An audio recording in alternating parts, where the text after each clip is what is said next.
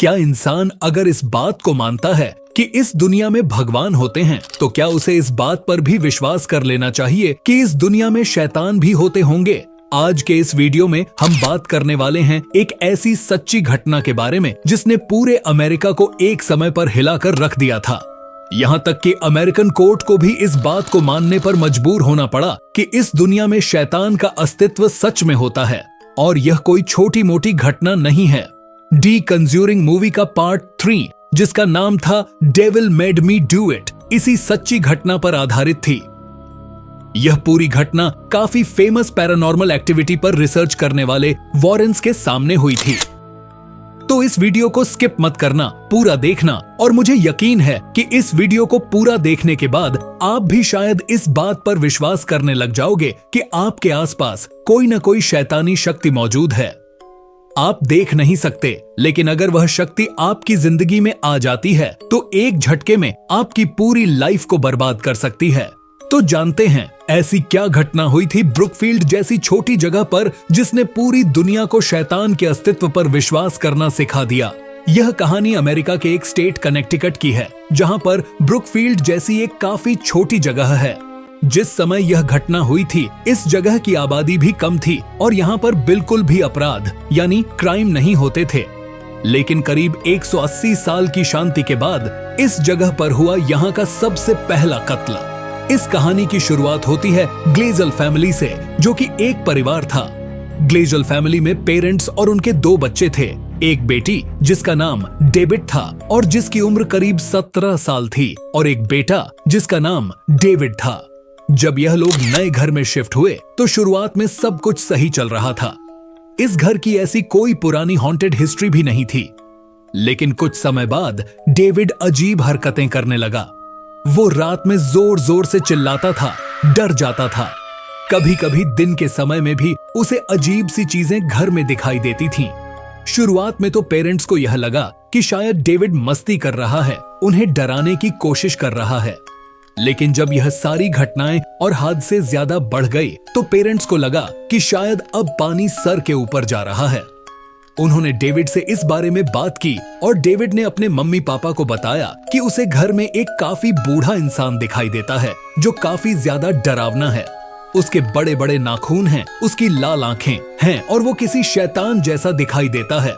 David ने बताया कि उसे उस बूढ़े इंसान ने कहा है कि इस पूरे परिवार को यह घर छोड़कर चले जाना चाहिए। हालांकि ये बूढ़ा आदमी कौन था, वो इन लोगों को इस घर से जाने के लिए क्यों बोल रहा था, डेविड की बात में कितनी सच्चाई थी, ये सारी बातें आज भी एक राज्य हैं। लेकिन उस समय डेविड के घर वालों ने इन सारी बातों को और इन घटनाओं को इग्नोर कर दिया, क्योंकि वो लोग काम के सिलसिले में ब्रुकफील्ड आए थे और इतनी जल्दी घर को शिफ्ट करना और यहाँ से चले जाना उनके लिए पॉसिबल नहीं था। समय गुजरता गया, डेविड और ज्यादा डरने लगा। रातों में चिल्लाने की घटनाएं बहुत ज्यादा बढ़ गईं। काफी ज्यादा समझाने के बाद भी जब डेविड नहीं माना तो डेविड के माता पिता को लगा कि शायद डेविड को कोई प्रॉब्लम है, शायद उसकी तबीयत ठीक नहीं है, वो नए घर में एडजस्ट नहीं कर पा रहा है या उसे अपने पुराने घर की बहुत ज्यादा याद आ रही है। इन्हीं सब बातों के चलते उन्होंने डेविड को एक डॉक्टर के पास ले जाने का फैसला किया। जब डॉक्टर ने डेविड की जांच की तो उसमें कोई बीमारी नहीं थी। वो मानसिक रूप से बिल्कुल स्वस्थ था और डॉक्टर को बिल्कुल भी पता नहीं चला कि डेविड की इन अजीब हरकतों के पीछे असली कारण क्या है। जब इस तरह की घटनाएं होती हैं तब 99% डॉक्टर कोई रीजन नहीं बता पाते, क्योंकि परेशानी इंसान के शरीर में नहीं होती, बस लोग इंसान को बीमार समझने लगते हैं। समय बीतता गया और एक दिन ऐसी घटना हुई जब डेविड के पेरेंट्स को इस बात पर विश्वास करना पड़ा कि डेविड को कोई बीमारी नहीं है और वो पूरी तरह से सच बोल रहा है। हुआ यूं कि अचानक एक रात को डेविड लैटिन भाषा में बात करने लगा। डेविड के पेरेंट्स इस बात को अच्छे से जानते थे कि डेविड को इंग्लिश के अलावा कोई और भाषा बिल्कुल नहीं आती। डेविड रात में बड़बड़ाता था, अजीब अजीब हरकतें करता था, हवा में बातें करता था और वो भी लैटिन भाषा में। डेविड के पेरेंट्स तो खुश हो गए कि चलो उन्हें कोई कोचिंग क्लास नहीं करनी पड़ेगी, डेविड ने एक और लैंग्वेज अपने आप ही सीख ली। लेकिन असल में ऐसा कुछ नहीं था। डेविड बहुत ज्यादा बीमार हो गया। हालात इतनी खराब हो गईं कि वो बिस्तर से भी नहीं उठ पाता था।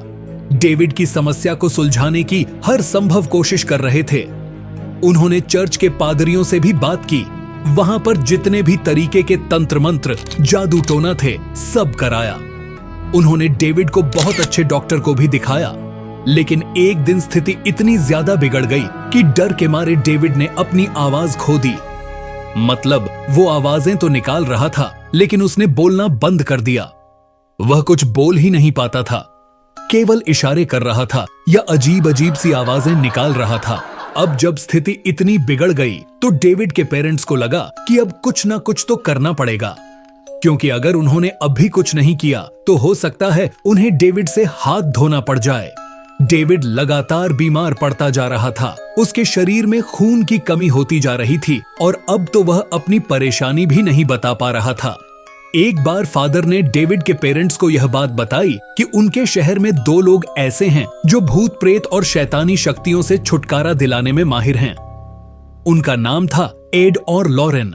ये दोनों पैरानॉर्मल मामलों के विशेषज्ञ थे। डेविड के पेरेंट्स ने जैसे ही यह बात सुनी, उन्होंने तुरंत ही एड और लॉरेन से संपर्क किया। जब उन्होंने इस पूरी घटना के बारे में एड और लॉरेन को बताया, ये दोनों डेविड के घर पर आए। घर पर आते ही उन्हें एहसास हो गया कि इस घर में कुछ ना कुछ गड़बड़ तो है। उन्होंने डेविड से बात की और इस बारे में बताया कि डेविड के शरीर के अंदर 40 से ज्यादा शैतान हैं। मतलब एक बच्चे के शरीर पर 40 आत्माओं ने कब्जा कर रखा है और ये सब कुछ इस घर की वजह से हुआ है। यह बात सुनकर डेविड के पेरेंट्स काफी ज्यादा परेशान हो गए। एड और लॉरेन ने यह भी बताया कि ये जो 40 आत्माएं डेविड के शरीर के अंदर हैं, ये आपस में लड़ाई कर रही हैं और इन आत्माओं की लड़ाई इस बात पर है कि डेविड के शरीर पर किसका कब्जा होगा। इसी लड़ाई के चलते डेविड की हालत दिन ब दिन खराब होती जा रही है। उन्होंने डेविड के पेरेंट्स को बताया कि डेविड पर उन्हें एक्सोर्सिज्म करना पड़ेगा। यह एक ऐसी प्रक्रिया है जो भूत प्रेत को निकालने के लिए की जाती है और इसको करने के बाद डेविड के शरीर से इन आत्माओं को निकाला जा सकता है। डेविड के पेरेंट्स के पास कोई और रास्ता तो था नहीं, तो वो एक्सोर्सिज्म करने के लिए तैयार हो गए। यह सिस्टम करीब 3 चरणों में होना था, मतलब 3 स्टेप्स में। इन सब घटनाओं के दौरान डेविड की जो बहन थी डेबिट, जो करीब 17 साल की थी, उसके दोस्त थे। उनमें से एक था पड़ोस में रहने वाला एक लड़का जिसका नाम था जॉनसन।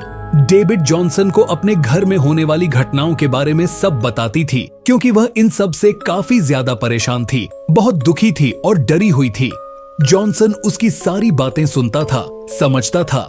शायद वो डेविड को बहुत ज्यादा प्यार भी करता था। हालांकि ये दोनों कम उम्र के ही थे, 17-18 साल के करीब दोनों की उम्र रही होगी। जैसे ही प्रक्रिया शुरू हुई, घर में सबको चुप रहना था। यह प्रक्रिया बहुत डरावनी थी और इसे सहन करना आसान नहीं था। जॉनसन, जो देवी के लिए वहां था, इतना डर गया कि वह चीख पड़ा। उसने अचानक कहा, शैतानी शक्ति को सुनो, इस बच्चे का शरीर छोड़ दो, चाहे मेरा ले लो। इसके बाद जॉनसन बेहोश हो गया। प्रक्रिया पूरी होने के बाद डेविड की हालत में सुधार आने लगा। वह फिर से सामान्य होने लगा, डरना बंद कर दिया। लेकिन जैसे जैसे डेविड ठीक हो रहा था, जॉनसन की हालत बिगड़ने लगी। जॉनसन के माता पिता को कुछ भी पता नहीं था कि उनके बेटे के साथ क्या हो रहा है। डेविड के परिवार ने जॉनसन के माता पिता को सब कुछ बता दिया, लेकिन तब तक बहुत देर हो चुकी थी। शायद शैतानी शक्तियां अब जॉनसन के शरीर पर कब्जा कर चुकी थीं।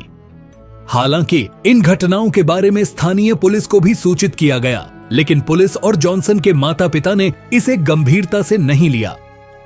एक दिन जब देवी और जॉनसन कहीं जा रहे थे, तब जॉनसन ने अचानक देवी के पेरेंट्स और उसकी बहन मैरी को भी साथ ले जाने की इच्छा जताई। देवी के पेरेंट्स और मैरी भी साथ चले गए, लेकिन वहां पहुंचने पर कुछ अजीब घटित हुआ। जॉनसन ने मैरी को गलत नजर से देख रहे एक व्यक्ति को चाकू मार दिया। पुलिस आई और जॉनसन को गिरफ्तार कर लिया। जॉनसन ने अदालत में दावा किया कि उसे कुछ भी याद नहीं है। उसने कहा कि शैतानी शक्तियों ने उसके शरीर पर कब्जा कर उसे यह सब करने के लिए मजबूर किया, लेकिन अदालत ने इसे मानने से इनकार कर दिया। जॉनसन को 10 साल की सजा सुनाई गई, लेकिन बाद में सजा कम होकर 5 साल हो गई। 1996 में जब जॉनसन की सजा पूरी हुई तो वह बाहर आकर देवी से शादी कर ली। धीरे धीरे उसकी तबीयत में सुधार आने लगा और उसने एक खुशहाल जीवन जिया। इस पूरी घटना पर एक फिल्म भी बनाई गई थी और 2007 में देवी के परिवार ने एड और लॉरेंस पर मुकदमा किया था कि उन्होंने इन घटनाओं को तोड़ मरोड़ कर पेश किया, जिससे उनके परिवार को काफी परेशानियों का सामना करना पड़ा। हालांकि मुकदमा लंबा चला, लेकिन एड और लॉरेंस को कोई फर्क नहीं पड़ा क्योंकि उन्होंने इन कहानियों से काफी पैसे कमाए। यह कहानी हमें यह सोचने पर मजबूर करती है कि क्या आत्माएं वास्तव में किसी के शरीर पर कब्जा कर सकती हैं? अगर हम ईश्वर पर विश्वास करते हैं तो क्या हमें शैतान के अस्तित्व पर भी विश्वास करना चाहिए?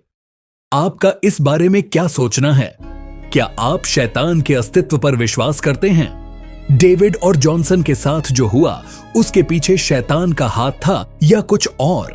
अंत में डेविड और जॉनसन दोनों सही हो गए और उन्होंने अपनी खुशहाल जिंदगी जी। अगर आपको यह कहानी पसंद आई हो तो इसे लाइक करें, दोस्तों के साथ शेयर करें और अपने विचार कमेंट में बताएं।